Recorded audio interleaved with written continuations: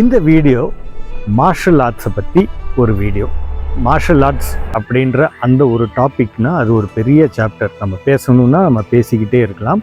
But இதில் நான் ஒரு செலக்டிவான இன்ஃபர்மேஷன் உங்களுக்கு எடுத்து தரலான்றது என்னுடைய ஐடியா. அதனால் இந்த வீடியோவை வந்து நம்ம ஃபோக்கஸ் பண்ணுறோம். ஸோ இந்த வீடியோ லைக் பண்ணுங்கள், ஷேர் பண்ணுங்கள், சப்ஸ்கிரைப் பண்ணுங்கள். வீடியோக்குள்ளே போகிறதுக்கு முன்னாடி நான் Zord. Welcome to the blue ocean traveller.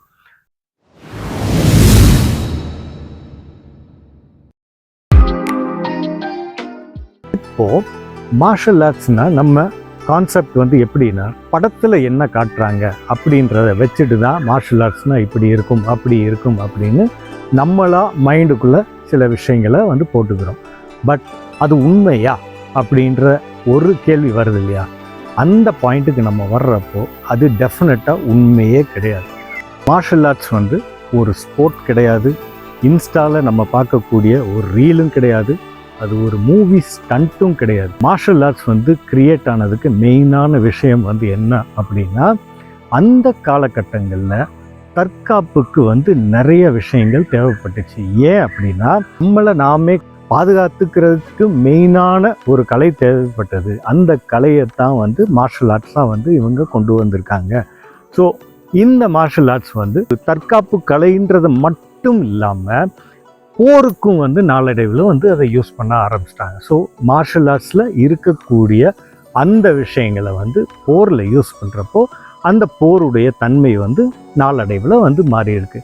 அது போக நம்மளுடைய சர்வைவல் ஸ்கில்ஸ் இருக்குல்ல, நம்ம எப்படி வந்து நம்மளை பாதுகாத்துக்கலான்றது போக எப்படி வாழணும், அந்த மாதிரி ஒரு சூழலில் எப்படி வாழணுன்றது கற்றுக் கொடுத்ததும் இந்த மார்ஷல் ஆர்ட்ஸ் தான்.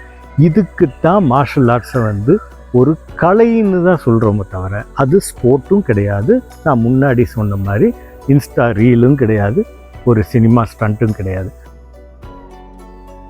ஸோ இந்த கலையானது உங்களுக்கு 4 டிஃப்ரெண்ட் கண்ட்ரீஸை வந்து நம்ம எடுத்து பேசுவோம்.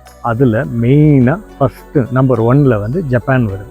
இந்த ஜப்பானில் வந்து ஜுட்ஸு அப்படின்னு சொல்லி ஒரு கலையை வந்து அவங்க கொண்டு வர்றாங்க. இது பேசிக்கலி சாமுராய் வீரர்கள் இருக்காங்க இல்லையா, அவங்க போர் படைகளில் வந்து இந்த சாமுராய் படைன்னு சொல்லி ஒரு தனி குரூப் இருந்தாங்க. ஸோ இவங்க இந்த கலையை வந்து அவங்க அதிகமாக யூஸ் பண்ணியிருக்காங்க. ஸோ அடுத்து நம்ம வந்தோம்னா நேராக சைனாக்கு வந்துடும். இங்கே சைனாவில் குங்ஃபூ, அதாவது இன்றைக்கி பரவலாக எல்லாருமே காமனாக பேசக்கூடிய ஒரு வார்த்தை வந்து தான் இந்த குங்ஃபூ. இந்த குங்ஃபூன்றது மிலிட்ரி டாக்டிக்ஸும் அனிமல் மூமெண்ட்டு, அதாவது விலங்குகளுடைய மூமெண்ட் இருக்கு இல்லையா, அந்த மூமெண்ட்டை வந்து இதில் இன்வால்வ் பண்ணி இந்த ஸ்போர்ட்டை வந்து இந்த கலையை வந்து அவங்க உருவாக்குனாங்க.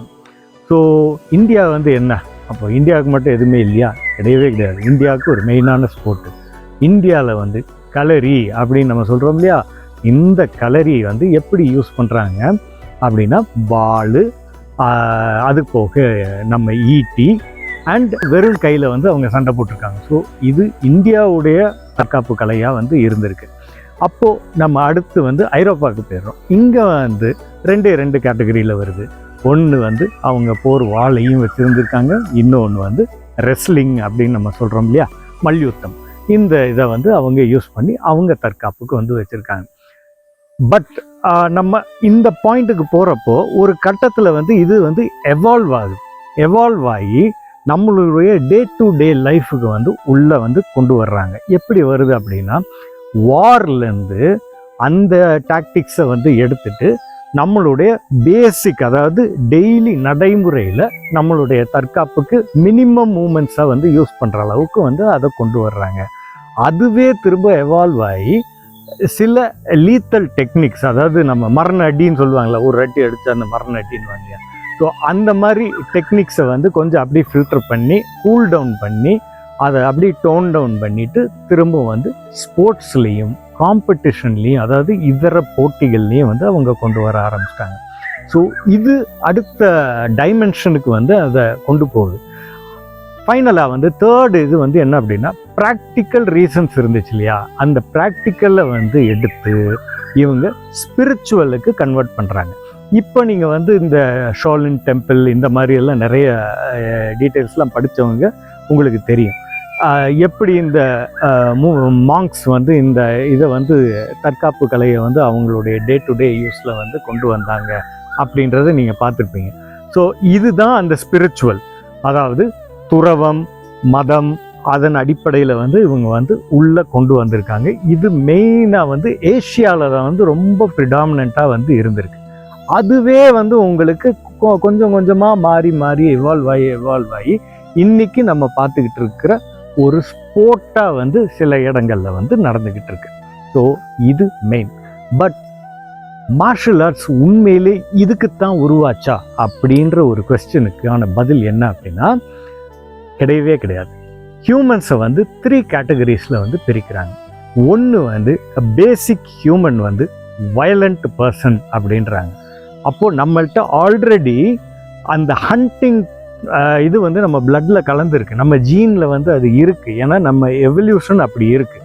அப்படி இருக்கிறப்போ நம்ம என்ன பண்ணுறோம், இந்த வயலண்ட் பிஹேவியர் வந்து நம்மள்கிட்ட இயல்பாக மைண்டுக்குள்ளே இருக்குது. நிறைய பேர் சப்ரஸ் பண்ணி வச்சுருக்கோம், சில நேரங்களில் அது வெளியே வருது. இன்னொன்று வந்து டெரிட்டோரியல் அப்படின்னு சொல்கிறோம். எப்படி அப்படின்னா, இந்த இடம் நமக்கு சொந்தமானது, இதை தாண்டி நான் வரமாட்டேன், அதை தாண்டி நீ வராத அப்படின்னு சொல்லி நமக்கு நாமே ஒரு எல்லையை போட்டு நம்ம இருப்போம். ஸோ பாயிண்ட் 2 வந்து டெரிட்டோரியல். அடுத்த முக்கியமான பாயிண்ட் வந்து பார்த்திங்கன்னா, ஹியூமன்ஸ் ஆர் வல்னரபிள். அதாவது ஏதாவது ஒரு ப்ராப்ளம் வந்துச்சுன்னா நம்ம வந்து உடனே வந்து அதுக்கு எக்ஸ்போஸ் ஆக முடியும். நம்மளை வந்து பாதுகாத்துக்கிறதுக்கு டக்குன்னு வந்து நம்மளுடைய பாடி வந்து அடாப்ட் ஆகாது. ஸோ வல்னரபிலிட்டி இருக்குது. அப்போ வல்னரபிள் பர்சனாக நம்ம இருக்கிறப்போ நமக்கு டெஃபினட்டாக நம்மளை பாதுகாத்துக்கிறதுக்கு ஒரு ஸ்கில் தேவைப்படுது. ஸோ இந்த 3 ரீசன் தான் நம்ம மார்ஷல் ஆர்ட்ஸ் வந்து இந்த லெவலுக்கு எவால்வ் ஆனதுக்கு மேஜர் ரீசன். ஸோ மார்ஷல் ஆர்ட்ஸுடைய டாப்பிக்கை வந்து நான் உங்கள்கிட்ட சொல்லிட்டேன். பட் ஏன் மார்ஷல் ஆர்ட்ஸை பற்றி பேசுகிறோம் அப்படின்றதுக்கு பின்னாடி போகலாம். இந்த ஸ்டோரியில் வந்து நீங்கள் கண்டினியூட்டியாக பார்த்துட்டே வாங்க.